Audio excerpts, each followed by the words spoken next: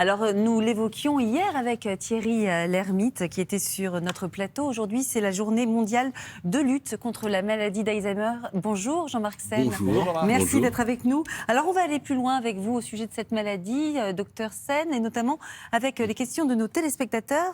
La première, c'est celle de Marilyn, qui habite Vendôme.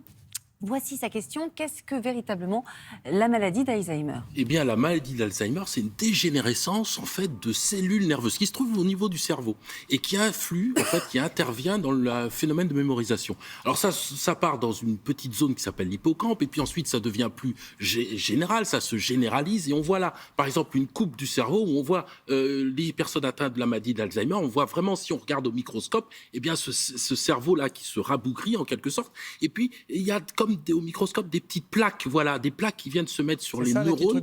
Absolument, on parle de plaques amyloïdes, c'est des protéines qui sont là et qui viennent en fait altérer finalement ces neurones. Résultat, eh bien, la mémorisation fonctionne moins bien et ça a une caractéristique, c'est qu'on se souvient souvent moins bien des événements récents que très anciens. Les personnes se souviennent bien de ce qui s'est passé dans leur enfance, mais où est-ce qu'on a mis les clés récemment, ça on ne se souvient pas. C'est normal, c'est typiquement ça, c'est typiquement voilà le perte de mémorisation de la maladie d'Alzheimer.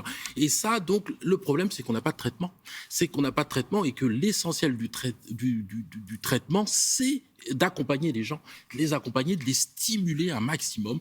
C'est ce qui permet de ralentir cette pathologie. Aucun médicament ? Aucun ? Malheureusement, non. Aujourd'hui, il n'existe pas de médicaments. Alors, il y a peut-être de la prévention. Question d'Alain d'Annecy. Est-ce que l'activité physique permet de prévenir la maladie d'Alzheimer ? Ah oui.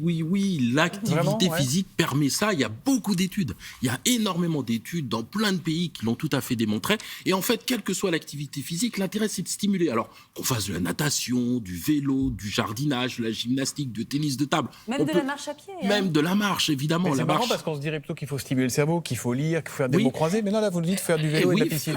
Parce qu'en fait, ça stimule également le cerveau. En fait, ça va indirectement, l'activité physique va stimuler le cerveau. Et donc ça permet justement de croître les cellules grises et donc de la mémorisation.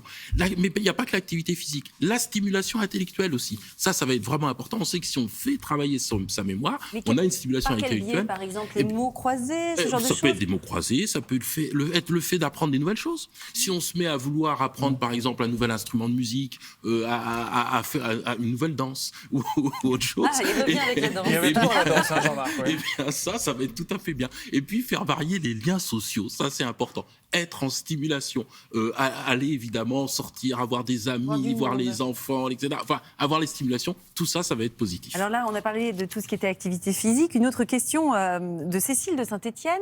Là, elle parle du sport. Est-ce qu'il est bon de faire du sport quand on souffre de la maladie d'Alzheimer ? Eh bien, ça, là aussi, c'est bon aussi. On sait que même si la personne Quand on souffre est déjà malade. Quand on est déjà malade cette fois-ci et qu'on fait de l'activité physique, eh bien on ralentit la maladie.